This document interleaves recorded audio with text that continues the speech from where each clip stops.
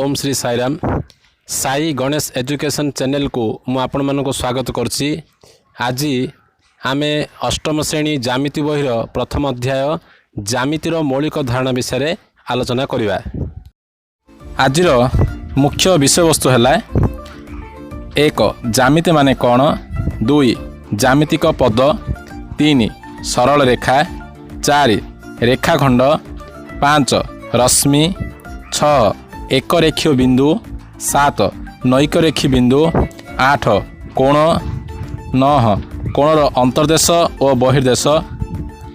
तापरे आम देखिबा विभिन्न प्रकार कोण, एक सूक्ष्म कोण, दुई समकोण, तीन स्थूल कोण, चार सरल कोण, पाँच प्रबुद्ध कोण, छ अनुपूरक कोण, सात परिपूरक कोण, आठ सन्निहित कोण, नौ सन्निहित परिपूरक कोण, दस प्रतिब कोण बा विपरीत कोण। प्रथम आम देखिबा ज्यामिति माने कौन। ज्यामेट्री शब्दटी दुईटी ग्रीक शब्द जिओ और मेट्रन रु सृष्टि होईछि।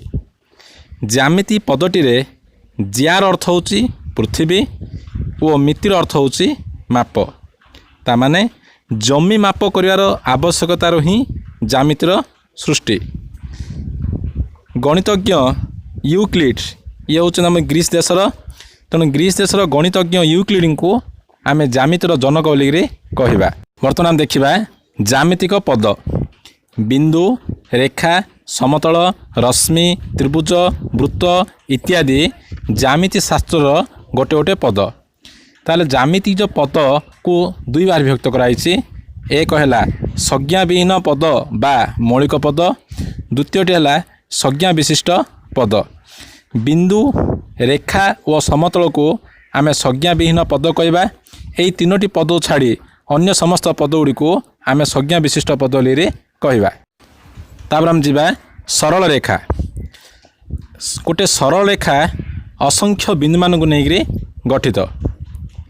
यह आम ए बी लेखि ऊपर सरल रेखा चिन्ह रहा मुझा लिखी ये भाव में रूप लेखा जाए। तृतीय कथा है सरल रेखार आरंभ बिंदु किंबा शेष बिंदु न थाए। चतुर्थ कथा है सरल रेखा निरविच्छिन्न भाव में परिव्याप्त। ताने सरल रेखा आम दुई पट दुई दिग को आम जिते आम बढ़ई पारिबा। तापर आम जीवा रेखाखंड। रेखाखंड संज्ञा कौन ना दुईटी पृथक बिंदु ए और बी एवं सेमानंकर मध्यवर्ती बिंदु मानकर सेट को ए और बी द्वारा निरूपित रेखाखंड बोलिकी कहुए। आम चित्र भी देखुचे जे ये हूँ आमर ए बी रेखाखंड। ये आमर ए आउ बी हूँ दुईटी प्रांत बिंदु आउ ए और बी मध्यवर्ती जेते बिंदु अच्छी समस्त सेट को आम रेखाखंड बोलिकी कहवा। द्वितीय कथा है यह ए बी उपर रेखाखंड चिन्ह रूपे सूचित करा जाए। तापर एबे कहली जे रेखाखंडर आमर दुईटी प्रांत बिंदु थाए यथा ए गोटे प्रांत बिंदु बी हूँ आउ गोटे प्रांत बिंदु। जेहेतु रेखाखंड दुईटी प्रांत बिंदु रोचे तेणु निश्चय गोटे मध्य बिंदु मध्य थाए। तापर यह हूँ गोटे सरल रेखार गोटे अंश अटे। तापर आम जीवा रश्मि। गोटे रश्मि असंख्य बिंदु मानक नहीं गठित। द्वितीय कथा है यह गोटे सरल रेखार गोटे अंश अटे। तृतीय कथा है रश्मिर आद्य बिंदु थाए। आद्य बिंदु माने आरंभ बिंदु थाए किंतु शेष बिंदु न थाए। चतुर्थ है यह को आम ए बी रश्मि माने ए बी उपर रश्मि चिन्ह रूप लेखा जाए। तापर हम जीवा एक रेखी बिंदु। तीनोटी बिंदु बा ताठारु अधिक बिंदु जदि एक सरल रेखा उपरिस्थ हुवंती तेबे से बिंदु गुड़ी को आम एक रेखी बिंदु बोलिकी कहवा। यही जो चित्र रे पांचटी बिंदु दिखाई ए बी सी डी आउ ई। जेहेतु ए पांचटी बिंदु एक सरल रेखार अच्छी तेणु यही बिंदु को आम एक रेखी बिंदु बोलिकी कहवा। बर्तमान देखा नैक रेखी बिंदु। ये हूँ आमर एक रेखी बिंदुर पूरा विपरीत। तीनोटी बिंदु बा ताठारु अधिक बिंदु एक सरल रेखार उपस्थित हुवंती नहीं तेबे आम से बिंदु को आम नैक रेखी बिंदु बोली कहवा। जेहेतु चित्र रे ए बी सी डी ये चारोटी बिंदु गोटे सरल रेखार नाहांती तेणु आम ये चारोटी बिंदु को नैक रेखी बिंदु बोलिकी कहवा। तापर आम देखा कोण ना कोणर संज्ञा कोण तीनोटी पृथक बिंदु माने तीनोटी अलग अलग बिंदु ए बी और सी जदि एक सरलरेखार अवस्थित न हुअन्ति तेबे बी ए रश्मि और बी सी रश्मि द्वयर संयोग को गोटे कोण कहुए। बर्तमान आम चित्र देखा जेहेतु तीनोटी बिंदु अच्छी ए गोटे बिंदु बी गोटे बिंदु सी बिंदु अच्छी तीनोटी बिंदु ये एक सरलरेखार नहांती एवं देखा बी ए गोटे रश्मि बी सी हूँ गोटे रश्मि ये दुईटी रश्मि संयोग होमर बी बिंदु संयोग होती आठी एंगल ए बी सी कोण आमर सृष्टि होती आउ A angle A B C कोण रे आमर बी हूँ गोटे आमर शीर्ष बिंदु बी को आम शीर्ष बिंदु कहवा आ बी ए और बी सी को कोणर दुईटी बाहु बोलिक कहवा। तापर आम जावा कोणर अंतर्देश और बहिर्देश एंगल ए बी सी कोणर जो सबु बिंदु उभय बी सी रश्मिर ए पार्श्व व बी ए रश्मिर सी पार्श्व अवस्थित से ही सबु बिंदु को आम कोणर अंतर्देश बोलिक कहवा। ए चित्र आम देखा जे एंगल ए बी सी जो कोण अच्छी बी ए रश्मिर आम बर्तमान देखिया बी सी रश्मिर ए पार्श्व यहाँ हूँ बी सी रश्मिर ए पार्श्व तापर बी ए रश्मिर सी पार्श्व यहाँ हूँ बी सी रश्मिर सी पार्श्व तो ये जो मझिरे जो जगह अच्छी ये जगटा को आम कोणर अंतर्देश बोलिक कहवा। तापर ये कोणर जो सब बिंदु गुड़क अंतर्देश नहांती तामाने जो चित्र देखा ये सब बिंदु गुड़ाक आम अंतर्देश नहांती तेणु यही सब बिंदु मानकर सेट को आम कोणर बहिर्देश बोलिक कहुए। तृतीय कथा है कोणर अंतर्देश जो बिंदु गुड़िक अवस्थित ताकू आम अंतस्थ बिंदु कहवा से भली कोणर बहिर्देश जो बिंदु गुड़िक अवस्थित ताहाकू आम बहिस्थ बिंदु कहवा आ कोण उपर जो बिंदु गुड़िक अवस्थित ताकू कोणर उपरिस्थ बिंदु कहवा। ये जो चित्र रे केतरा बिंदु दिखाई एस टी यू आर एगुड़ा हूँ कोणर अंतस्थ बिंदु क्यू आउ पी हूँ कोणर बहिस्थ बिंदु बी सी आउ ए बिंदु हूँ आमर कोणर उपरिस्थ बिंदु। तापर हम देखा विभिन्न प्रकार कोण। एक नंबर हूँ सूक्ष्म कोण जो कोणर परिमाण 0 डिग्री ठार बड़ एवं 90 डिग्री ठार सान ताहाकू सूक्ष्म कोण बोलिक कहुए। जो चित्र रे एक्स हूँ 0 बड़ 90 डिग्री सान थरू एंगल एक्स को आम सूक्ष्म कोण बोलिक कहवा।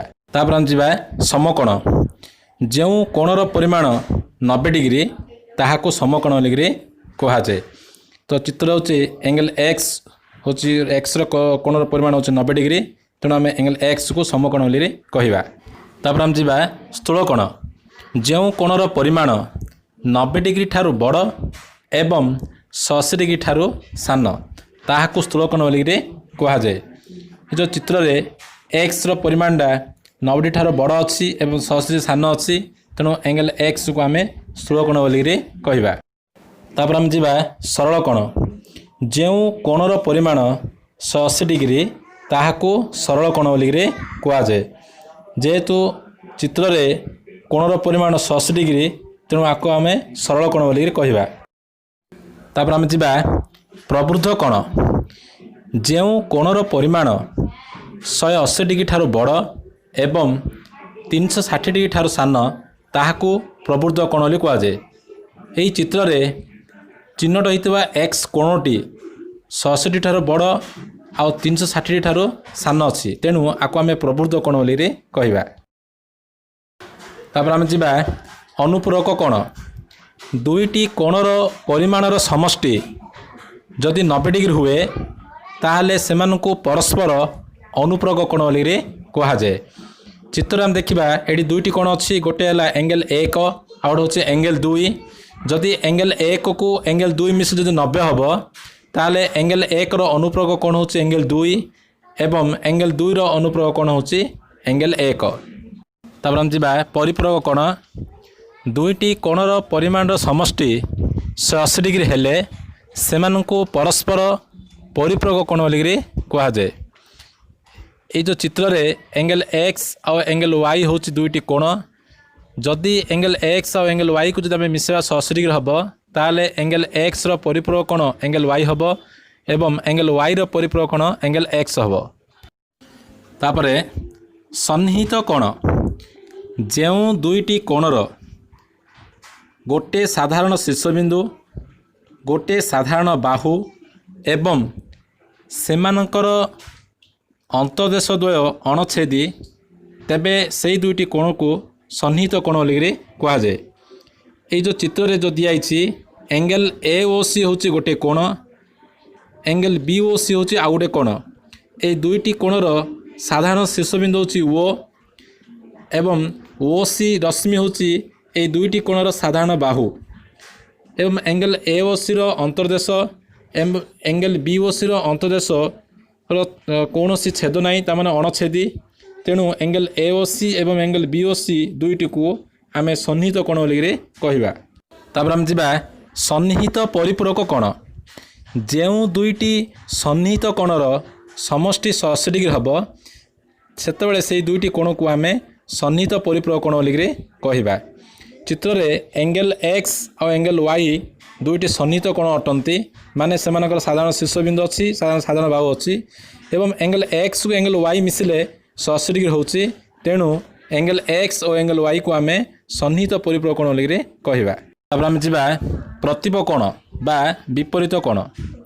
दुईटी सरलरेखा परस्पर को छेद कले जो 4टी कोण उत्पन्न हुए सेथिरु सन्निहित होई नथिबा कोण दुईटी को आम प्रतिप कोण बोलिकी कहवा। चित्र रे दुईटी सरलरेखा परस्पर को गोटे बिंदु छेद करचंती। एठी हमर 4टी कोण सृष्टि होला, एंगल 1 एंगल 2 एंगल 3 एंगल 4। एठी हम देखिबा एंगल 1 रो प्रतिप कोण होची एंगल 3 एवं एंगल 2 रो प्रतिप कोण होची एंगल 4। आजर ए वीडियो रे आमे ज्यामिति माने कोण, ज्यामितिक पद, तापरे सरल रेखा, रेखाखंड, रश्मि, कोण एवं विभिन्न प्रकार कोण चित्र सह संज्ञा गुड़ाक जानिले एवं बुझिले।